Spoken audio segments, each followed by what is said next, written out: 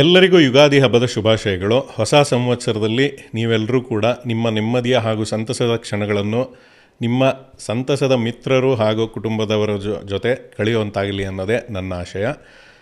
ಯುಗಾದಿ ಹಬ್ಬದ ದಿನ ಹೋಳಿಗೆ ಅಥವಾ ಒಬ್ಬಟ್ಟು ಅಂತಲೂ ಕರೀತಾರೆ. ಇದನ್ನು ತಿನ್ನಲೇಬೇಕು, ಇದೊಂಥರ ಒಂದು ಪದ್ಧತಿ. ಇದೇ ರೀತಿ ಆದಿತ್ಯಧರ್ ಈ ಥರ ಒಂದು ಬಿಗ್ ಬ್ಯಾನರ್ ಫಿಲಮ್ಗಳು ಅಥವಾ ಸಿನಿಮಾಗಳು ಇವೆಲ್ಲ ಬಂದಾಗ ನೋಡಲೇಬೇಕು, ಇದೊಂಥರ ಪದ್ಧತಿನೇ. ಯಾಕಂದರೆ ಈ ಸಿಕ್ಕಾಪಟ್ಟೆ ಸದ್ದು ಮಾಡಿರೋ ಸಿನಿಮಾಗಳು, ಅದರಲ್ಲೂ ಮೊದಲನೇ ಭಾಗ ಬಂದು ಆಲ್ರೆಡಿ ಒಂದು ಹೊಸ ಸಂಚಲನನೇ ಮೂಡಿಸಿರುವಂಥ ಒಂದು ಸಿನಿಮಾ ಧುರಂಧರ್ ಭಾಗ 1. ಅದಾದ ಮೇಲೆ ಇವಾಗ ಬಂದಿರೋದು ಧುರಂಧರ್ ಪಾರ್ಟ್ 2 ರಿವೆಂಜ್ ಅಂತ ಕರೀತಾರೆ. ಇದನ್ನು ನೋಡಲೇಬೇಕು ಅನ್ನೋದು ಕೂಡ ಒಂದು ಪದ್ಧತಿ. ನೆನ್ನೆನೇ ನೋಡ್ಕೊಂಬಂದೆ. ಅದರದ ಒಂದು ರಿವ್ಯೂ ಮಾಡ್ಬೋಣ ಅಂತ ಇವಾಗ ನಿಮ್ಮ ಜೊತೆ ಕೂತಿದ್ದೀನಿ. ಹಲೋ, ಹಾಯ್, ನಮಸ್ಕಾರ ಎಲ್ರಿಗೂ. ಚಾನಲ್ಗೆ ಸ್ವಾಗತ. ನೀವು ತೋರ್ತಾ ಇರೋ ಪ್ರೋತ್ಸಾಹಕ್ಕೆ ನಿಜವಾಗ್ಲೂ ಧನ್ಯವಾದಗಳು. ಆದಷ್ಟು ವಿಡಿಯೋ ಇಷ್ಟ ಆಯಿತು ಅಂತಂದರೆ ಪೂರ್ತಿ ನೋಡಿದ ಮೇಲೆ ನೀವು ನಿಮ್ಮ ಫ್ರೆಂಡ್ಸ್ ಅಥವಾ ನಿಮ್ಮ ಫ್ಯಾಮಿಲಿ ಎಲ್ರಿಗೂ ಯಾರ್ಯಾರಿಗೆ ಇಷ್ಟ ಆಗುತ್ತೋ ಅವ್ರ ಜೊತೆ ಕೂಡ ಶೇರ್ ಮಾಡಿ.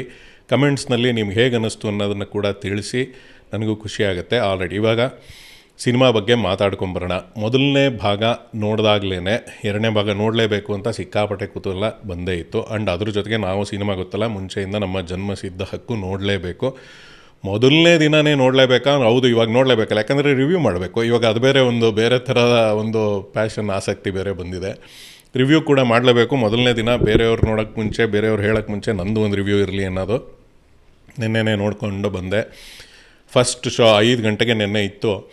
5 ಗಂಟೆಗೆ ಮುಗಿದು ಅದು ಪೂರ್ತಿ ಆ ಲೆಂತ್ ಆಫ್ ದ ಮೂವಿ ನಿಮಗೂ ಗೊತ್ತು, ಸಿಕ್ಕಾಪಟ್ಟೆ ದೊಡ್ಡ ಸಿನಿಮಾ. ಆಲ್ಮೋಸ್ಟ್ 4 ಗಂಟೆ ಓಡುತ್ತೆ. ಅದ್ರ ಜೊತೆಗೆ ಇಂಟರ್ವೆಲ್ಲು, ಇವರು ಇಲ್ಲೆಲ್ಲ ಮಲ್ಟಿಪ್ಲೆಕ್ಸ್ಗಳೆಲ್ಲ ಅವ್ರು ಶುರು ಮಾಡೋದು ಒಂದು ಸಮಯ. ಆಮೇಲೆ ಮಧ್ಯ ಜಾಹೀರಾತುಗಳು, ಅಡ್ವರ್ಟೈಸ್ಮೆಂಟ್ಸು ಇವೆಲ್ಲ ಮುಗಿಯೋ ಅಷ್ಟರಲ್ಲಿ ಸಿಕ್ಕಾಪಟ್ಟೆ ಲೇಟ್ ಆಗೋಯ್ತು ಮನೆಗೆ ಬರೋ ಅಷ್ಟರಲ್ಲಿ. ಆಗಲೇ ಮಾಡಿಬಿಡು, ಎಲ್ಲ ಫುಲ್ಲು ಸಿಕ್ಕಾಪಟ್ಟೆ ಓಡುತ್ತೆ, ರಿವ್ಯೂ ಎಲ್ಲ ಮಸ್ತಾಗಿ ಎಲ್ಲರೂ ಕಾಯ್ತಾ ಇರ್ತಾರೆ ಅಂತೆಲ್ಲ ಹೇಳಿದ್ರು. ಬಟ್ ನನಗೆ ನೆನ್ನೆ ಅಷ್ಟೊಂದು ಎನರ್ಜಿ ಇರಲಿಲ್ಲ. ಇವತ್ತು ಹೇಗೂ ಹಬ್ಬ, ರಜಾ ಬೇರೆ ಇದೆ. ಇವತ್ತು ಆರಾಮಾಗಿ ಕೂತ್ಕೊಂಡು ಮಾತಾಡೋಣ ಅಂದ್ಬಿಟ್ಟು ಈಗ ರಿವ್ಯೂ ಮಾಡೋಣ ಅಂತ ಬಂದಿದ್ದೀನಿ. ಓವರಾಲ್ ಸಿನಿಮಾ ಮೊದಲು ನೀವು ತಮ್ಮನೇಲಲ್ಲೇ ನೋಡಿರ್ತೀರಿ. ಧುರಂಧರ್ ಸಿನಿಮಾ ಹೇಗಿದೆ ಅಥವಾ ಚೆನ್ನಾಗಿದೆಯಾ ಅಂತ. ಚೆನ್ನಾಗಿದೆಯಾ ಅಂತಂದರೆ ಮೊದಲನೇ ಉತ್ತರ ನನ್ನ ಕಡೆಯಿಂದ ಏನು ಅಂದರೆ ತುಂಬ ಚೆನ್ನಾಗಿದೆ. ನೋಡಲೇಬೇಕಾ? ಹೌದು, ನೋಡಲೇಬೇಕು. ಯಾಕಂದರೆ ಬೇರೆ ದಾರಿ ಇಲ್ಲ. ಭಾರತೀಯರಾದಮೇಲೆ ಹಿಂದೂಗಳು ಅದು ಇದು ಅಂತೆಲ್ಲ ಕರೀತಾರೆ, ಎಲ್ಲ ಭಾರತೀಯರು ನೋಡಲೇಬೇಕಾದಂಥ ಒಂದು ಸಿನಿಮಾ. ಯಾಕಂದರೆ ಭಾರತೀಯರಿಗೆ ಎಷ್ಟೊಂದು ನಮ್ಮ ಭಾರತದ ಬೇಹುಗಾರಿಕಾ ಸಂಸ್ಥೆ ಹಾಗೂ ನಮ್ಮ ಒಂಥರ ಡಿಫೆನ್ಸ್, ಇಂಡಿಯನ್ ಡಿಫೆನ್ಸು, ಇವ್ರುಗಳು ಮಾಡ್ತಾ ಇರೋವಂಥ ಒಳ್ಳೆಯ ಕೆಲಸಗಳನ್ನು ಯಾವ ರೀತಿ ಪೋಣಿಸಿ ಎಲ್ಲ ದೃಶ್ಯಾವಳಿಗಳು ಅಥವಾ ಘಟನಾವಳಿಗಳು ನಡೆದಿದೆಯಲ್ಲ ನಮ್ಮ ದೇಶದಲ್ಲಿ, ಉಗ್ರಗಾಮಿ ಘಟನೆಗಳು, ತುಂಬ ದುಃಖಕರವಾದ ವಿಷಯಗಳು, ಅವೆಲ್ಲ ನಡೆದಿರೋ ಘಟನೆಗಳಿಗೆ ಹೇಗೆ ಅದನ್ನು ಒಂದೊಂದಕ್ಕೊಂದು ಜೋಡಿಸಿ ನಾವು ಹೇಗೆ ಈಗ ಒಂದು ಮೇಲುಗೈ ಸಾಧಿಸಿ ಪಾಕಿಸ್ತಾನನ ಒಂದು ಬಗ್ಗು ಬಡಿದು ಅದು ಹೇಳ ಹೆಸರಿಲ್ದಂಗೆ ಮಾಡಿರೋವಂಥ ಒಂದು ಪರಿಸ್ಥಿತಿ ಹೇಗೆ ಬಂದಿದೆ ಅನ್ನೋದನ್ನು ಬಹಳ ಚೆನ್ನಾಗಿ ಚಿತ್ರಣ ಮಾಡಿದ್ದಾರೆ. ಆದಿತ್ಯಧರ್ಗೆ ಇದರಲ್ಲಿ ನನ್ನ ಕಡೆಯಿಂದ ಫುಲ್ ಮಾರ್ಕ್ಸ್ ಕೊಡಲೇಬೇಕು. ಅದರಲ್ಲೂ ಸೆಕೆಂಡ್ ಪಾರ್ಟ್ ನೋಡಿದ್ಮೇಲೆ ಈ ವಿಷಯಗಳು ತುಂಬ ಚೆನ್ನಾಗಿ ಅವರು ಹೇಳಕ್ಕೆ ಹೊರಟಿದ್ರು, ಹೇಳಿದರೆ ಕೂಡ ಅನ್ನೋದು ಗೊತ್ತಾಗುತ್ತೆ. ಈ ಕಾರಣಕ್ಕೆ ಎಲ್ಲ ಭಾರತೀಯರು ನೋಡಲೇಬೇಕು. ಯಾಕಂದರೆ ಎಷ್ಟೊಂದು ವಿಷಯಗಳು ಎಲ್ಲ ಕಡೆ ನಾವು ಮಾಧ್ಯಮಗಳಲ್ಲಿ ಅಲ್ಲಿ ಇಲ್ಲಿ ನೋಡ್ಕೊಂಡು ತಿಳ್ಕೊತಾ ಇರ್ತೀವಿ. ಅಲ್ಲಿ ಹೀಗಾಯ್ತಂತೆ, 26/11 ಅಟ್ಯಾಕ್ ಆಯ್ತಂತೆ, ಕಂದಹಾರ್ ವಿಮಾನ ಅಪಹರಣ ಆಗಿತ್ತಂತೆ, ಮುಂಬೈನಲ್ಲಿ ಬ್ಲಾಸ್ಟ್ಸ್ ಆಯ್ತಂತೆ, ಜೈಪುರಲ್ಲಿ ಬ್ಲಾಸ್ಟ್ ಆಯ್ತಂತೆ, ಅಮೃತ್ಸರ್ ಬ್ಲಾಸ್ಟ್ಸು, ಎಲ್ಲೆಲ್ಲ ಇವೆಲ್ಲ ಭಾರಿ ಉಗ್ರಗಾಮಿಗಳು ಎಲ್ಲ ಕಡೆ ಹಿಂಸೆ ಕೊಡ್ತಾನೆ ಇರ್ತಾರೆ. ಈ ರೀತಿ ಪಠಾಣ್ಕೋಟ್ದು ಅದೆಲ್ಲ ಇತ್ತಲ್ಲ, ಆಮೇಲೆ ಪಾರ್ಲಿಮೆಂಟ್ ಅಟ್ಯಾಕು, ಇವುಗಳಿಗೆಲ್ಲ ನಾವು ಲೆಕ್ಕ ಚುಪ್ತ ಮಾಡಲೇಬೇಕಲ್ಲ. ಆದರೂ ಸುಮ್ಮನೆ ಹಂಗೆ ಒಡಿಸ್ಕೊಂಡು ಸುಮ್ಮನೆ ಕೂತಿರೋಕ್ಕಾಗಲ್ವಲ್ಲ. ಇವಾಗ ಭಾರತ ನಮ್ಮದು ಹೊಸ ಭಾರತ, ನಯಾ ಇಂಡಿಯಾ ಹೇ, ಹಮ್ ಅಂದರ್ ಘುಸೇಗಾ ಭಿ ಅವ್ರು ಘುಸ್ಕೆ ಮಾರೇಗಾ ಭಿ, ಹೊಡೆದು ಹಾಕೇ ಬಿಡ್ತೀವಿ. ಅದು ಹೇಗೆ ಹೊಡಿತೀವಿ, ಏನು ಕತೆ, ಅದಕ್ಕೆಲ್ಲ ಪ್ಲಾಟ್ಸ್ ಹೇಗಾಯಿತು, ಯಾರ್ಯಾರು ಇನ್ವಾಲ್ವ್ ಆಗಿದ್ದರು, ಹೇಗೆ ಹೊಡೆದ್ರು, ಯಾವ ರೀತಿ ಒಂದು ನಾವು ಅಲ್ಲಿ ವಿಜಯವನ್ನು ಕಂಡುಕೊಂಡ್ವಿ ಅನ್ನೋದು ಖುಷಿಯಾದಂಥ ವಿಚಾರ. ನೋಡಲೇಬೇಕು. ಚೆನ್ನಾಗಿ ಚಿತ್ರಣ ಮಾಡಿದ್ದಾರೆ. ಆ ಕಾರಣಕ್ಕೆ ಸಿನಿಮಾ ನನಗೆ ಇಷ್ಟ ಆಯಿತು. ಹೇಗೆ ಚಿತ್ರಣ ಮಾಡಿದ್ದಾರೆ ಆ್ಯಂಡ್ ಅದನ್ನು ತೋರಿಸ್ಬೇಕಾದ್ರೆ ತುಂಬ ಟೆಂಡೆನ್ಸಿ ಏನಿರುತ್ತೆ ಅಂದರೆ ಓವರ್ ಬೋರ್ಡ್ ಹೋಗ್ಬಿಟ್ಟು ಏನೇನೋ ವಿಚಿತ್ರವಾಗಿ ಸಿನಿಮಾ ಒಂಥರ ಸಿನಿಮೀಯ ರೀತಿಯಲ್ಲಿ ಅಥವಾ ನಾಟಕೀಯ ರೀತಿಯಲ್ಲಿ ತೋರಿಸೋವಂಥ ಎಲ್ಲ ಚಾನ್ಸಸ್ ಇತ್ತು. ನನಗೆ ಅದೇನಾದ್ರು ಇರುತ್ತಾ ಅನ್ನೋ ಒಂದು ಕುತೂಹಲ ಕೂಡ ಇತ್ತು. ಎರಡನೇ ಭಾಗ ನೋಡ್ಬೇಕಾದ್ರೆ ಎಲ್ಲೂ ಇರಲಿಲ್ಲ. ಭಾಳ ಚೆನ್ನಾಗಿ ಸಟ್ಟಲ್ಲಾಗಿಟ್ಟು ಪರ್ಫೆಕ್ಟ್ ಟು ದ ಪಾಯಿಂಟ್ ಮಾಡಿಬಿಟ್ಟು ಕೂರಿಸ್ಬಿಟ್ಟಿದ್ದಾರೆ. ಒಂದೊಂದು ಕಡೆ ಓವರ್ಗಳು ಮಾಡಿದ್ದಾರೆ. ಅದು ಎಲ್ಲೆಲ್ಲಿ ಓವರ್ ಮಾಡಿದ್ದಾರೆ ಅನ್ನೋದನ್ನ ಆಮೇಲೆ ನಾನು ನೆಗೆಟಿವ್ ವಿಷಯಗಳು, ನನಗೆ ವರ್ಕ್ ಆಗದಿರೋ ವಿಷಯಗಳ ಬಗ್ಗೆ ಹೇಳ್ಕೊಳ್ತಾ ಬಂದಾಗ ಹೇಳ್ತೀನಿ. ಇದ್ರ ಬಗ್ಗೆ ಮಾತಾಡ್ತಾ ಮಧ್ಯ ಒಂಚೂರು ನಾನು ಸಿನಿಮಾದ ಒಂದೊಂದೆರಡು ಸೀನ್ಗಳಾಗಲಿ ಅದನ್ನು ಹೇಳಲೇಬೇಕು, ಅದನ್ನು ಹೇಳದೆ ಇರೋಕ್ಕಾಗಲ್ಲ.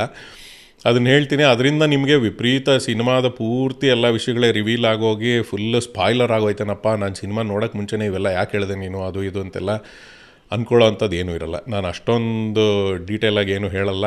ಆ ಹೆದರಿಕೆ ಬಿಟ್ಬಿಟ್ಟು ಆರಾಮಾಗಿ ರಿವ್ಯೂನ ನೋಡಿ ವಿಡಿಯೋನ.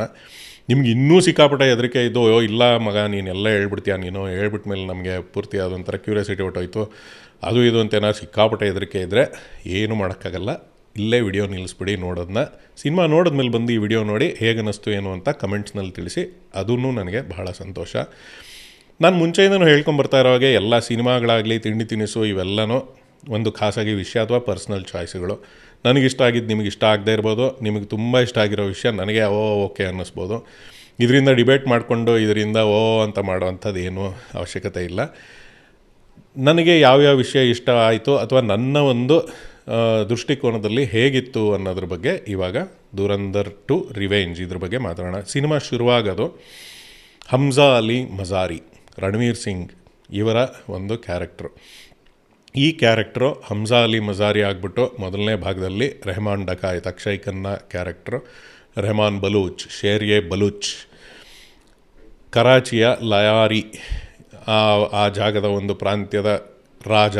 ಅವರು ಪೂರ್ತಿ ಇಡೀ ಪಾಕಿಸ್ತಾನದ ರಾಜಕೀಯನೇ ಕಂಟ್ರೋಲ್ ಮಾಡೋವಂಥ ಶಕ್ತಿ ಉಳ್ಳಂತಹ ಒಂದು ಪೊಸಿಷನ್ನು. ಆ ಪೊಸಿಷನ್ನಲ್ಲಿರೋವಂಥ ಅಕ್ಷಯ್ ಖನ್ನಾನ ಸಾಯಿಸಿ ಹೇಗೆ ಆ ಮನುಷ್ಯ ಅಲ್ಲಿ ಲಯಾರಿನಲ್ಲಿ ಕೂತ್ಕೊಂಡಿದ್ದಾರೆ ಅನ್ನೋದನ್ನ ನಾವು ಮೊದಲನೇ ಭಾಗದಲ್ಲಿ ನೋಡಿದ್ವಿ. ಅಂದರೆ ಸಾಯಿಸೋವರೆಗೂ ಅಂತೂ ಅಟ್ಲೀಸ್ಟ್ ನೋಡಿದ್ವಿ. ಈಗ ಅಲ್ಲಿಂದ ಮುಂದೆ ಏನಾಗುತ್ತೆ ಅನ್ನೋದು ಎರಡನೇ ಭಾಗದಲ್ಲಿ ಸ್ಟಾರ್ಟ್ ಆಗಬೇಕಾಯಿತು. ಆದರೆ ಇವ್ರು ಸ್ಟಾರ್ಟ್ ಮಾಡೋದೇ ಫ್ಲ್ಯಾಶ್ ಬ್ಯಾಕಿಂದ ಸ್ಟಾರ್ಟ್ ಮಾಡ್ತಾರೆ. ಅಲ್ಲಿ ಹಮ್ಜಾ ಅಲಿ ಮಜಾರಿ ಆಗೋಕ್ಕೆ ಮುಂಚೆ ರಣವೀರ್ ಸಿಂಗ್ ಅವರು ಜಸ್ಕೀರತ್ ಸಿಂಗ್ ಅಂತ ಒಂದು ಪಠಾಣ್ಕೋಟ್ ಪಂಜಾಬ್ ಪ್ರಾಂತ್ಯದ ಭಾರತದಲ್ಲಿ ಯಾವ ರೀತಿ ಇರ್ತಾರೆ, ಅವರ ಕೌಟುಂಬಿಕ ಹಿನ್ನೆಲೆ ಏನು, ಅವರು ಹೇಗೆ ಈ ಧುರಂಧರ್ ಅಥವಾ ಹಮ್ಜಾ ಅಲಿ ಈ ಕ್ಯಾರೆಕ್ಟರ್ಗೆ ಹೆಂಗೆ ಪಿಕ್ಕಾದರು ಅಜಯ್ ಸಾನ್ಯಾಲ್ ಮತ್ತು ಈ ಬೇಹುಗಾರಿಕಾ ಸಂಸ್ಥೆಯಿಂದ, ಇಂಡಿಯನ್ ಸೆಕ್ಯೂರಿಟೀಸ್ ಅಥವಾ ಇಂಟೆಲಿಜೆನ್ಸ್ ಕಡೆಯಿಂದ ಹೇಗೆ ಪಿಕ್ಕಾದರು, ಅವ್ರನ್ನ ಹೇಗೆ ಅಲ್ಲಿಗೆ ಪೊಸಿಷನ್ ಮಾಡಿದ್ರು ಅನ್ನೋದನ್ನು ತೋರಿಸ್ಕೊಂಡು ಅಲ್ಲಿಂದ ಶುರು ಮಾಡ್ಕೊಂಬರ್ತಾರೆ. ಇಲ್ಲಿಗೆ ತುಂಡು ಹಾಕ್ಬಿಟ್ಟು ಒಂದು ವಿಷಯ ಇಂಪಾರ್ಟೆಂಟ್ ಹೇಳಲೇಬೇಕು, ರಣವೀರ್ ಸಿಂಗ್ ಅವರ ಅಭಿನಯ. ನಾನು ಮೊದಲನೇ ಭಾಗದಲ್ಲಿ ಹೇಳಿದಾಗೆ ಸಿಕ್ಕಾಪಟ್ಟೆ ವರ್ಸಟೈಲು ಅಥವಾ ಒಂದು ಬೇರೆ ಹಂತದ ಅಭಿನಯನೇ ಮಾಡಿದ್ದಾರೆ, ಆ್ಯಕ್ಟಿಂಗು ಬೇರೆ ಲೆವೆಲಲ್ಲೇ ಇದೆ ಅಂತ ಹೇಳ್ತಾ ಇದ್ದೆ. ಸೆಕೆಂಡ್ ಪಾರ್ಟಲ್ಲಿ ನೋಡಿದ್ರೆ ನೀವು ತಲೆ ಕೆಟ್ಟೋಗ್ಬಿಡ್ದು. 6 ರೇಂಜ್ ಖತರ್ನಾಕ್ ಆ್ಯಕ್ಟಿಂಗ್. ಏನು ಆ್ಯಕ್ಟಿಂಗು, ವರ್ಸಟಾಲಿಟಿ, ಒಂದೊಂದು ಕಡೆಗೂ ಅಡಾಪ್ಷನ್ಸು. ಯಾಕಂದರೆ ಸುಲಭದ ಮಾತಲ್ಲ. ಆ ಮನುಷ್ಯ ಆಲಮ್ ಅಂದ್ಬಿಟ್ಟು ಹ್ಯಾಂಡ್ಲರ್ ಇರ್ತಾರಲ್ಲ ಕರಾಚಿನಲ್ಲಿ ಟೀ ಅಂಗಡಿ, ಅವ್ರ ಜೊತೆ ಮಾತಾಡಬೇಕಾದ್ರೆ ಒಂದು ಎಮೋಷ್ನಲ್ ಇದು, ಆ ಆ್ಯಂಗಲ್ಲು, ಆ ಮುಖಚರ್ಯೆ, ಎಕ್ಸ್ಪ್ರೆಷನ್ಸು ಇವೆಲ್ಲ ಕೊಡಬೇಕಾದ್ರೆ ಅದು ಬೇರೆ ಥರನೇ ಬರಬೇಕು. ಹೇಗೆ ಕೊಡ್ತಾ ಇರ್ತಾರೆ ರಣವೀರ್ ಸಿಂಗ್ ಅಂದರೆ ಒಂದು ಹಂತಕ್ಕೆ ಬೇರೆ ಇದು. ನೆಕ್ಸ್ಟು ಹಮ್ಜಾ ಅಲಿ ಮಜಾರಿ. ಹಮ್ಜಾ ಆದಾಗ ಹಮ್ಜಾನ ಒಂದು ರೋಷ, ಆಕ್ರೋಶ, ಅದೊಂದು ಪವರ್ಫುಲ್ಲು, ಅದೊಂದು ಹೀರೋಯಿಸಮು ಅದೆಲ್ಲ ಕಾಣಿಸ್ಬೇಕು. ಅದನ್ನು ಹೇಗೆ ತೊಗೊಂಬರ್ತಾರೆ, ಗನ್ ಹಿಡ್ಕೊಂಡಾಗಲಿ ಎಲ್ಲ ಬೇರೆ ಹಂತ ಆ ಗ್ರೂಪ್ ಜೊತೆ ಇದ್ದಾಗ. ಮತ್ತು ಇಲ್ಲಿ ಸಾರಾ ಅರ್ಜುನ್ ಇವ್ರ ಜೊತೆ ಇದ್ದಾಗ ಅವಳ ಪ್ರಿಯಕರನಾಗಿ ಹೇಗಿರಬೇಕು, ಒಂದು ಮಗುವಿನ ತಂದೆ ಬೇರೆ ಆಗ್ತಾರೆ ಇದರಲ್ಲಿ, ಹೇಗೆ ಅದನ್ನು ಎಲ್ಲ ಹೇಗೆ ನಿಭಾಯಿಸ್ತಾರೆ. ಮತ್ತು ಎಲ್ಲ ಕಡೆನೂ ಆಮೇಲೆ ಬೇರೆ ಇನ್ನೊಂದು ಇವ್ರಿಗಿನ್ನ ದೊಡ್ಡ ಡಾನ್ಗಳು ಎಲ್ಲ ISI ಅರ್ಜುನ್ ರಾಮ್ಪಾಲ್ ಅವ್ರುಗಳು ಇದ್ದಾಗ ಅವ್ರ ಜೊತೆ ಹೇಗಿರಬೇಕು, ಒಂಥರ ಸಟಲ್ಲಾಗಿ ಹೌದಾ ಆಯಿತು ನಾನು ಇದು ಮಾಡ್ತೀನಿ ಅನ್ನೋ ಥರ. ಒಂದೇ ಸಿನಿಮಾನಲ್ಲೇ 4-5 ಕ್ಯಾರೆಕ್ಟರ್ಸ್ ಮಾಡಿರೋ ಥರ ಮನುಷ್ಯ ಮಾಡಿರೋದು ಭಾಳ ಚೆನ್ನಾಗಿ ಮಾಡಿದ್ದಾರೆ. ರಣವೀರ್ ಸಿಂಗ್ಗೆ ನಿಜವಾಗ್ಲೂ ಫುಲ್ ಮಾರ್ಕ್ಸ್ ಕೊಡಲೇಬೇಕು. ಭಾರಿ ಖುಷಿಯಾಯಿತು. ಅವ್ರ ಜೊತೆ ಎಲ್ಲರ ಅಭಿನಯನೂ ಹಾಗೇ ಇದೆ. ಅರ್ಜುನ್ ರಾಮ್ಪಾಲ್ ಅವರು ಬೇರೆ ಹಂತದಲ್ಲಿದ್ದಾರೆ. ಎಲ್ಲಕ್ಕಿಂತ ಇನ್ನೊಂದು ಮಾಧವನ್ ಅವರು ಆ್ಯಕ್ಟಿಂಗು ಮರೆಯೋಕ್ಕೆ ಆಗಲ್ಲ. ಈವನ್ ರಾಕೇಶ್ ಬೇಡಿ ಭಾಳ ಚೆನ್ನಾಗಿ ಮಾಡಿದ್ದಾರೆ. ಸಾರಾ ಅರ್ಜುನ್ ಕೂಡ ಈ ಇದರಲ್ಲಿ ಒಂದಷ್ಟು ಸ್ಕ್ರೀನ್ ಪ್ರೆಸೆನ್ಸು ಎಲ್ಲ ಕಾಣುತ್ತೆ. ಬಂದಿರೋವಂಥ ಸೀಮಿತ ಅವಕಾಶದಲ್ಲೇ ಆಕಿನೂ ಪಾಪ ತುಂಬ ಚೆನ್ನಾಗೇ ಮಾಡಿದ್ದಾರೆ. ರಾಕೇಶ್ ಬೇಡಿ ಭಾಳ ಚೆನ್ನಾಗಿ ಮಾಡಿದ್ದಾರೆ. ಆಮೇಲೆ ಖನಾನಿ ಬ್ರದರ್ಸು ಅವರಿಬ್ಬರು ಇದ್ದಾರಲ್ಲ, ಅದರಲ್ಲೂ ಅವ್ರೂ ಭಾಳ ಚೆನ್ನಾಗಿ ಮಾಡಿದ್ದಾರೆ. ಏನು ಆ್ಯಕ್ಟಿಂಗ್. ಸಂಜಯ್ ದತ್ತದು ನನಗೆ ಅಷ್ಟೊಂದು ವರ್ಕ್ ಆಗಲಿಲ್ಲ. ಸಂಜಯ್ ದತ್ತನ್ನೇ ಹಾಕ್ಕೊಂಡು ಆ ಕ್ಯಾರೆಕ್ಟರ್ನ ಡೆವಲಪ್ ಮಾಡಿ ವಿಪರೀತ ವಿಜೃಂಭಣೆ ಮಾಡೋವಂಥ ಅವಶ್ಯಕತೆ ಏನೂ ಇರಲಿಲ್ಲ. ಒಂಥರ ಅವೆಲ್ಲ ಸ್ಲೋ ಡೌನ್ ಆಯಿತು. ಒಂದು ವಿಷಯ ಈಗ ನಾನು ಇಂಪಾರ್ಟೆಂಟ್ ವಿಷಯ ಹೇಳಲೇಬೇಕು. ಏನು ಅಂತಂದರೆ ಇಡೀ ಸಿನಿಮಾನಲ್ಲಿ ನಂಗೆ ಸಿಕ್ಕಾಪಟ್ಟೆ ವರ್ಕ್ ಆಗಿದ್ದು ಒಂದು ಸೀನ್ ಇದೆ. ಆ ಸೀನು ಈ ಇಡೀ ಸಿನಿಮಾ ಏನು ನನಗೆ ಪ್ರೀಮಿಯರ್ ಶೋಗೆ ವಿಪರೀತ ದುಡ್ಡು ಬೇರೆ, ಅದನ್ನು ವಿಪರೀತ ಕೊಟ್ಟಿದ್ದ ದುಡ್ಡಾಗಲಿ ಅಥವಾ ನನ್ನ ಸಮಯ ಆಗಲಿ ಎಲ್ಲ ನನಗೆ ವರ್ತ್ ಅನ್ನಿಸ್ಬಿಡ್ತು. ಒಂದೇ ಒಂದು ಸೀನ್ ಗುರು, ಅದೊಂದು ಸೀನ್ ಸಾಕಾಯ್ತು ನನಗೆ. ಅದು ಯಾವುದು ಅಂತಂದರೆ ಮಾಧವನ್ ಅವರ ಒಂದು ಕ್ಯಾರೆಕ್ಟರ್ದು ಒಂದು ಸೀನು. ಮಾಧವನ್ನು ಅಜಯ್ ಸಾನಿಯಾಲ್ ಕ್ಯಾರೆಕ್ಟ್ರು ಅಥವಾ ನಮ್ಮ ನಿಜ ಜೀವನದಲ್ಲೇ ಅದಕ್ಕೆ ಹೋಲಿಕೆ ಆಗುವಂಥದ್ದು ಬರೆದಿರೋದು ಯಾವ್ದು ಬೇಸಿಸ್ ಮೇಲೆ ಅಂದರೆ ಅಜಿತ್ ದೋವಲ್ ಕ್ಯಾರೆಕ್ಟರ್ದು. ಮಾಧವನ್ ಬೇರೆ ಹಂತಕ್ಕೆ ಮಾಡಿದ್ದಾರೆ ಅದರಲ್ಲಿ. ಇದೇ ಮಾಧವನ್ನೇನಪ್ಪ ಅಲೈಪಾಯುದೆ ರೆಹನಾಯ ತೆರೆದಿರ್ಮೆ ಈ ಥರದ್ರಲ್ಲಿ ಲವರ್ ಬಾಯ್ ಮಾಡಿದ್ದು ಅಂತ ಅನ್ಸಕ್ಕೆ ಸ್ಟಾರ್ಟ್ ಆಗುತ್ತೆ. ಏನು ಆ್ಯಕ್ಟಿಂಗು ಬರೋದು ಕೆಲವು ಸೀನ್ಗಳಲ್ಲಿ ಎಣಿಸ್ಕೋಬೋದು, ಒಂದೆರಡು ಎಷ್ಟು ಒಂದು 10-15 ದೃಶ್ಯ ಇರ್ಬೋದೇನೋ ಮ್ಯಾಕ್ಸಿಮಮ್ಮು. ಬಂದ್ಬಿಟ್ಟು ಹೋದ್ರು ಅನ್ನೋದು ಗುರುತುಗಳನ್ನು ಹೇಗೆ ಇಟ್ಬಿಟ್ಟು ಹೋಗ್ತಾರೆ ಅಂತಂದರೆ ಅಮೇಝಿಂಗ್. ಮಾಧವನ್ ಅವ್ರ ಕ್ಯಾರೆಕ್ಟರ್ ಬರೆದಿರೋ ಅವ್ರದ್ದು ಈ ಸಲ ಸೆಕೆಂಡ್ ಪಾರ್ಟಲ್ಲಿ ಅವ್ರದ್ದು ಎಂಟ್ರಿ ಸೀನೇ ನೋಡಿ ಎಲ್ಲ ಮೈ ಜುಮ್ಮನ್ನುತ್ತೆ. ಹಂಗೆ ಸಿಂಪಲ್ಲಾಗಿ ಬರ್ತಾರೆ, ಅಂದ್ರೂ ಮೈ ಜುಮ್ ಅನ್ನೋ ಥರ ಮಾಧವಂದು. ನಾನು ಆಗಲೇ ಹೇಳ್ತಿದ್ದಾಗ ಒಂದು ಸೀನ್ ನನಗೆ ಸಿಕ್ಕಾಪಟ್ಟೆ ವರ್ಕೌಟ್ ಆಗಿದೆ, ಅದನ್ನು ಹೇಳೇ ಬಿಡ್ತೀನಿ. ಯಾಕಂದರೆ ತುಂಬ ಏನು ಅದರಿಂದ ಸ್ಪಾಯ್ಲರ್ ಆಗಲಿ ಅದೆಲ್ಲ ಏನಿಲ್ಲ. ಅದನ್ನಾಗಲೇ ಟ್ರೇಲರಲ್ಲಿ ಎಲ್ಲ ಕಡೆನೂ ತೋರಿಸಿದ್ದಾರೆ. ಯಾವುದು ಅಂತಂದರೆ ಹೈಜಾಕ್ ಅಪಹರಣ, ವಿಮಾನ ಅಪಹರಣ ಕಂದಹಾರಲ್ಲಾದಾಗ ಅಲ್ಲೊಬ್ಬ ಮೇಯ್ನ್ ಹೈಜಾಕರ್ ಒಬ್ಬ ಇರ್ತಾನಲ್ಲ, ಅವನು ಹೇಳ್ತಾನಲ್ಲ, ನೀವು ಹಿಂದೂಗಳೆಲ್ಲ ಸಿಕ್ಕಾಪಟ್ಟೆ ಡರ್ಪೋಕ್ಗಳು, ಏನು ಮಾಡಲ್ಲ ಅಲ್ವ ನೀವು, ಅದರಲ್ಲೂ ಏನು ನೋಡು ನಿಮಗೆ ಏನೇನು ಇಲ್ಲೇ ಪಕ್ಕದಲ್ಲಿ ಇಲ್ಲೇ ಪಡೋಸಿ ಪಕ್ಕದಲ್ಲೇ ಇರ್ತೀವಿ, ಅದೇನು ಮಾಡ್ತೀವ ಮಾಡ್ಕೋ ಹೋಗ್ ಅಂತ ಹೇಳಿರ್ತಾನಲ್ಲ ಅವನಿಗೊಂದು ಉತ್ತರ ಕೊಡ್ತಾರೆ. ಮಾಧವನಿಗೆ ಅದು ತಲೆಯಲ್ಲಿ ಕೂತ್ಬಿಟ್ಟಿರುತ್ತೆ, ಇವನನ್ನು ಬಿಡಕೂಡ್ದು ಅಂತ. ಅದನ್ನು ಸ್ಪೆಷಲ್ಲಾಗಿ ಒಂದು ಸೀನಲ್ಲಿ ಅವನನ್ನು ಹಿಡ್ದಾಕ್ಕೊಂತಾರೆ. ಅದೇ ಹೈಜಾಕರ್ನ ಹಿಡ್ದಾಕ್ಕೊಂಡು ಅವನ್ನ ಗನ್ ಪಾಯಿಂಟಲ್ಲಿ ಹಿಂಗೆ ಹಿಡ್ಕೊಂಡು ಅವನು ನರಳ್ತಾ ಇರ್ತಾನೆ, ಚಡಪಡಿಸ್ತಾ ಇರ್ತಾನೆ, ಬಿಡಿ ಅಂತ, ನಾನು ಬಿಟ್ಬಿಡಿ ಅಂತ ಗನ್ ಪಾಯಿಂಟಲ್ಲಿ ಇಟ್ಕೊಂಡು. ಅಲ್ಲ, ಅದು ನನಗೆ ಒಂದು ನನ್ನ ಸಾಲು ಪೂರ್ಣ ಆಗಿಲ್ಲ, ಅದು ಅರ್ಧಕ್ಕೆ ನಿಲ್ಲಿಸ್ಬಿಟ್ಟಿದ್ದೀನಿ ಮಾತಾಡಬೇಕಾದ್ರೆ. ಅದನ್ನು ಪೂರ್ತಿಗೊಳಿಸ್ಬೇಕು ನಾನು,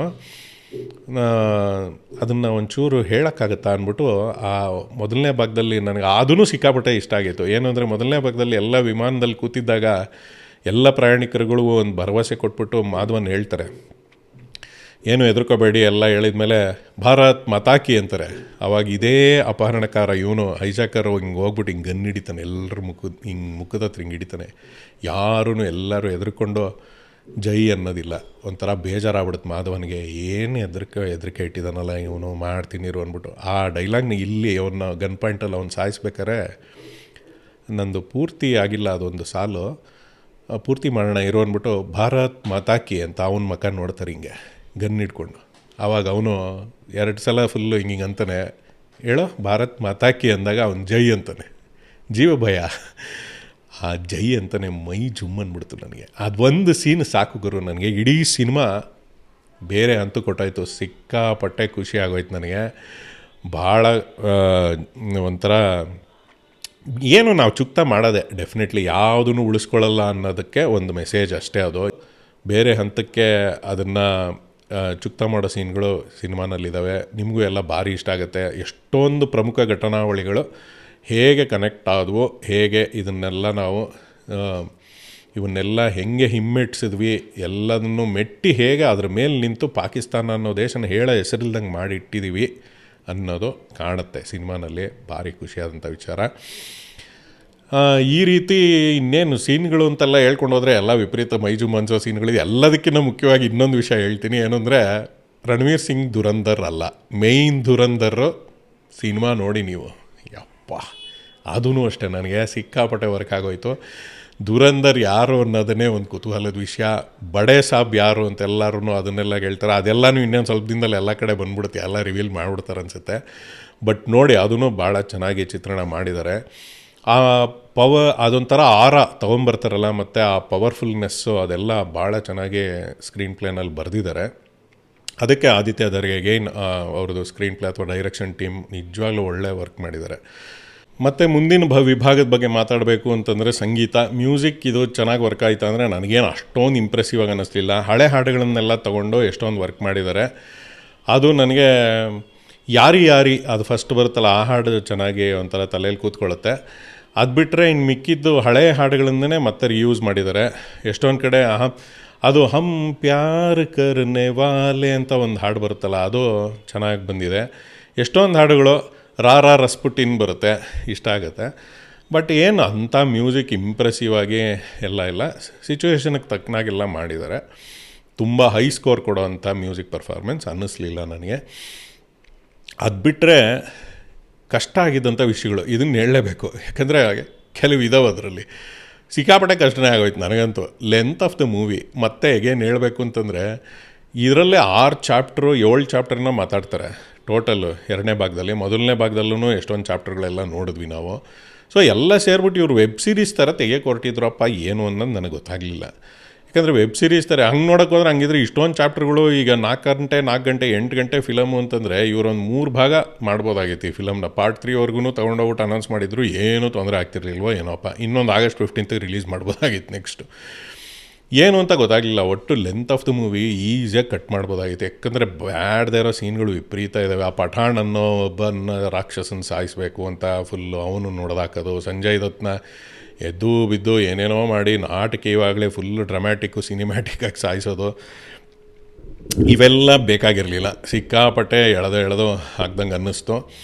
ಎಷ್ಟೊಂದು ಜನ ಈ ಆ್ಯಕ್ಷನ್ ಸೀಕ್ವೆನ್ಸ್ಗಳು ಬರೀ ಇದಕ್ಕೋಸ್ಕರನೇ ನೋಡಲೇಬೇಕು ಅನ್ನೋರಿಗೆ ಇದೆಲ್ಲ ವರ್ಕ್ ಆಗ್ಬೋದು. ಆ್ಯಕ್ಷನ್ ಸೀಕ್ವೆನ್ಸ್ಗಳು ಅಷ್ಟೇ ನನಗೆ ತುಂಬ ವೈಭವೀಕರಣ ಅಥವಾ ವಿಜೃಂಭಿಸೋದು ಅಂತ ಸೀನ್ಗಳು ಸಿಕ್ಕಾಪಟ್ಟೆ ಮಾಡಿಬಿಟ್ಟಿದ್ದಾರೆ ರಣವೀರ್ ಸಿಂಗಿಗೆ. ಇದನ್ನೆಲ್ಲ ಹಳೆ ಸೀನ್ಗಳೇ, ನಮ್ಮ ಯಾವುದೋ ಕಾಲದಿಂದ ಮಾಡ್ಕೊಂಬಂದಿರೋವಂಥ ಸಿಗರೇಟ್ ಹಚ್ಚೋ ಸೀನು, ಇದೆಲ್ಲ ನಾವು ಉಪೇಂದ್ರ ಕಾಲದಿಂದ ಶಿವರಾಜ್ ಕುಮಾರೇ ಸಿಗರೇಟ್ ಹಿಂಗೆ ಹಚ್ಚೋ ಸೀನು, ಅದನ್ನ ಫುಲ್ ಸ್ಲೋ ಮೋಷನಲ್ಲಿ ಎತ್ತೋದು, ಆಮೇಲೆ ಚೈನು ಹಿಂಗೆ ಎಳ್ಕೊಂಡು ಹೋಗೋದು, ಇಂಥದ್ದೆಲ್ಲ ತುಂಬ ಒಂಥರ ಬರ್ಬರ. ಇವನು ನಮ್ಮ ಮಾಧವನ್ ಹೇಳ್ತಾ ಇರ್ತಾರೆ, ತೂ ಮೇರೆ ಬಬ್ಬರ್ ಶೇರ್ ಹೇ ಅಂತ. ನನಗೆ ಬರ್ಬರ ಶೇರು ಅಂತ ಕರಿಬೇಕು ಅಂದರೆ ಬರ್ಬರವಾಗಿ ಎಲ್ಲರನ್ನೂ ಸಾಯಿಸೋದು, ಈ ಥರನೇ ಸಿನಿಮಾ ಪೂರ್ತಿ ನಡೀತಾ ಇರುತ್ತೆ. ನನಗಂತೂ ಇವೆಲ್ಲ ವರ್ಕ್ ಆಗಲಿಲ್ಲ.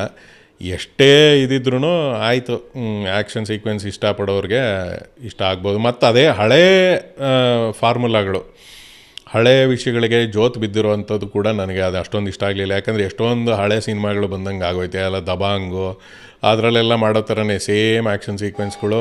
ಒಂದು ಹೀರೋ, ಇನ್ನೊಂದು ವಿಲನ್ ಕ್ಯಾರೆಕ್ಟ್ರು ಫುಲ್ ಸಿಕ್ಕಾಪಟ್ಟೆ ಎಷ್ಟೇ ಹೊಡೆದಾಡಿದ್ರೂ ಇನ್ನೂ ಹೊಡೆದಾಡ್ತಾನೆ ಇರ್ತಾರೆ, ಏನಾದರೂ ಬಿದ್ದರೂ ISI ಚೀಫು ಅರ್ಜುನ್ ರಾಮ್ಪಾಲು ಅವರೆಲ್ಲ ಯಾವ ರೇಂಜಲ್ಲಿ ಫೈಟ್ ಮಾಡಬೇಕು, ಇದೆಲ್ಲ ತುಂಬ ಬೇರೆ ಥರ ಬರೀಬೇಕಾಗಿತ್ತು. ಅದೇ ದೊಡ್ಡ ಟ್ಯಾಂಕರ್ಗಳು, ನಾವೆಲ್ಲ ಇದರಲ್ಲೂ ಕೂಲಿನಲ್ಲೂ ಎಲ್ಲ ನೋಡಿದ್ವಲ್ಲ ರಜನಿಕಾಂತ್, ಅದೇ ಎಲ್ಲ ಫಾರ್ಮುಲಾಗೆ ಜೋತು ಬಿದ್ದಿರೋ ಅಂಥದ್ದು ನನಗೆ ಇಷ್ಟ ಆಗಲಿಲ್ಲ. ದೊಡ್ಡ ಟ್ಯಾಂಕರ್ಗಳು, ಡ್ರಮ್ಗಳು, ಅಂಥ ಫೈಟ್ಗಳು, ಅಲ್ಲಲ್ಲೇ ಬಾಂಬುಗಳು, ಟೈರು, ಅದೇ ಯಾವ ಕಾಲದಿಂದ ಗುರು ಇದೇ ಥರ ಫೈಟ್ಗಳು ಆಡ್ತಾಯಿದ್ದಾರೆ. ಅವೆಲ್ಲ ಬೇಕಿರಲಿಲ್ಲ. ಬೇರೆ ಥರ ಅದನ್ನ ಕ್ವಿಕ್ಕಾಗಿ ಬರೆದು ಮುಗಿಸ್ಕೋಬೋದಾಗಿತ್ತು. ಸಿನಿಮಾ ಲೆಂತ್ ಕೂಡ ಆರಾಮಾಗಿ ಕಟ್ಟಾಗಿರೋದು. ಎಡಿಟಿಂಗಲ್ಲೂ ಅಷ್ಟೇ ಬ್ಯಾಡದೇ ಇರೋದನ್ನು ಎಲ್ಲೆಲ್ಲೋ ಕಟ್ ಮಾಡಿ ಈಸಿಯಾಗೆ ಅದನ್ನು ಟ್ರಿಮ್ ಮಾಡ್ಬೋದಾಗಿತ್ತು. ಅದೇನೋ ಆದಿತ್ಯದವ್ರಿಗೆ ಡೆಫಿನೆಟ್ಲಿ ಆ್ಯಕ್ಷನ್ ಸೀಕ್ವೆನ್ಸ್ಗಳು ಸಿಕ್ಕಾಪಟ್ಟೆ ಇಷ್ಟ ಅನಿಸುತ್ತೆ. ಬೇಕೇ ಬೇಕು ಅಂತ ಇಟ್ಬಿಟ್ಟು ಎಲ್ಲ ತುರುಕಿದ್ದಾರೆ. ಅದು ನನಗೆ ಅಷ್ಟೊಂದು ಇಷ್ಟ ಆಗಲಿಲ್ಲ. ಅದೇ ಮೇಜರ್. ಇನ್ನು ಅದು ಬಿಟ್ಟರೆ ಲೆಂತ್ ಆಫ್ ದ ಮೂವಿನ ಕಟ್ ಮಾಡಿಬಿಟ್ಟು ಕ್ರಿಸ್ಪಾಗಿ ಇಟ್ಟಿದ್ರು ಅಂದಿದ್ರೆ ಆರಾಮಾಗಿ ವರ್ಕ್ ಆಗಿರೋದು. ಹಂಗಿಲ್ಲ ಅಂತಂದ್ರೂ ಏನಪ್ಪ ಸಿಕ್ಕಾಪಟ್ಟೆ ಟಾರ್ಚರ್ ಕೊಡುತ್ತಾ ಅಂದ್ರೆ ಏನೂ ಇಲ್ಲ. ಆ ಟೈಮಲ್ಲಿ ನೀವು ಆರಾಮಾಗಿ ಎದ್ದು ಕೈಕಾಲು ಸ್ಟ್ರೆಚ್ ಮಾಡಿಕೊಂಡು ಆಚೆ ಎಲ್ಲ ಪಾಪ್ಕಾರ್ನ್ ತಿನ್ಕೊಂಡು ಬನ್ನಿ, ಒಂದು ರೌಂಡ್ ಓಡಾಡ್ಕೊಂಡು ಬನ್ನಿ. ಇನ್ನೂ ಫೈಟಿಂಗ್ ಆಡ್ತಾನೆ ಇರುತ್ತೆ. ಎಲ್ಲಕ್ಕಿಂತ ಡಿಸ್ಕ್ಲೇಮರ್ ಅಂತ ಬರುತ್ತೆ ಸಿನಿಮಾನಲ್ಲಿ ಫಸ್ಟು. ಅದೂ ಅಷ್ಟೇ ಸಿನಿಮಾ ಫೈಟ್ಗಳ ಥರ ಬರ್ದಂಗೆ ಆ ಡಿಸ್ಕ್ಲೇಮರೇ ಒಂದು 10-15 ನಿಮಿಷ ಬಂದಂಗೆ ಆಯ್ತು ನನಗೆ. ಮುಗಿತಾನೇ ಇಲ್ಲ ಡಿಸ್ಕ್ಲೇಮರ್. ಏನಪ್ಪ ಇದು ಡಿಸ್ಕ್ಲೇಮರನ್ನೇ 2 ಪಾರ್ಟಲ್ಲಿ ತೆಗಿಬೋದಾಗಿತ್ತಲ್ಲ ಅನ್ನೋ ಥರ. ಇದೆಲ್ಲ ಅದೇನು ಅರ್ಥವೇ ಆಗಲಿಲ್ಲ ನನಗೆ, ಯಾಕೆ ಹಿಂಗೆ ಮಾಡ್ತಾಯಿದ್ದಾರೆ ಅಂತ. ಇದು ಬಿಟ್ಟರೆ ಸಿನಿಮಾ ಓಡುತ್ತಾ, ಇದೆಲ್ಲ ವರ್ಕ್ ಆಗೇ ಆಗುತ್ತಾ, 1,000 ಕೋಟಿ ಮಾಡುತ್ತಾ? ಡೆಫಿನೆಟ್ಲಿ ಮಾಡುತ್ತೆ, ಮಾಡಲೇಬೇಕು. ಯಾಕಂತಂದರೆ ಆ ರೀತಿ ತೆಗೆದಿದ್ದಾರೆ. ಸಿನಿಮಾ ನೋಡಿಬಿಟ್ಟು ಫುಲ್ ತಲೆ ಕೆಟ್ಟೋಗಿ ಅಪ್ಪ ಅನ್ನೋ ಥರ ಆಗುತ್ತಾ? ಆ ಥರ ಏನೂ ಆಗೋಲ್ಲ. ಆ ಕಾರಣಕ್ಕೆ ಎಲ್ಲರೂ ನೋಡ್ತಾರೆ. ಆ್ಯಂಡ್ ಭಾರತೀಯತೆ ಮತ್ತು ಎಲ್ಲ ಇಂಡಿಯನ್ ಪೇಟ್ರಿಯಾಟಿಸಮ್ನ ಹಾಗೆ ಮಿಳಿತಗೊಂಡ್ಬಿಟ್ಟಿದೆ ಅಂತಾರಲ್ಲ, ಹಾಗೆ ಸೇರ್ಕೊಂಡ್ಬಿಟ್ಟಿದೆ. ಅದಕ್ಕೋಸ್ಕರನೂ ಜನ ನೋಡಲೇಬೇಕು. ಎಲ್ಲರೂ ನೋಡಿ ಎಂಜಾಯ್ ಮಾಡ್ತೀರಿ. ಈ ಥರ ಸಿನಿಮಾಗಳ ಥಿಯೇಟ್ರಲ್ಲೇ ನೋಡಿ ಎಕ್ಸ್ಪೀರಿಯೆನ್ಸ್ ಮಾಡಬೇಕು. OTTವರೆಗೂ ಕಾಯಕ್ಕೆ ಹೋಗಬೇಡಿ. ನನ್ನ ಲೆಕ್ಕದಲ್ಲಿ ಹೋಗಿ ನೋಡ್ಕೊಂಬನ್ನಿ, ಮಜಾ ಮಾಡಿ. ಹೇಗಿತ್ತು ಅಂತ ನೀವು ತಿಳಿಸಿ. RCB ಇನ್ನೇನು IPL ಶುರುವಾಗ್ತಾಯಿದೆ. ಈ ಚಾನಲಲ್ಲಿ ಆದಷ್ಟು ಮ್ಯಾಚ್ಗಳ ಬಗ್ಗೆ ಕವರೇಜ್ ಕೂಡ, ರಿವ್ಯೂಗಳು ಕೂಡ, ಪ್ರಿವ್ಯೂಗಳು ಆದಷ್ಟು ಮಾಡೋಕ್ಕೆ ಪ್ರಯತ್ನ ಪಡ್ತಾ ಇರ್ತೀನಿ. ಪ್ರೋತ್ಸಾಹ ಹೀಗೆ ಮುಂದುವರಿಸ್ತಾ ಇರಿ. ಸಿಗ್ತಾ ಇರೋಣ ಹೀಗೆ. ಬಾಯ್.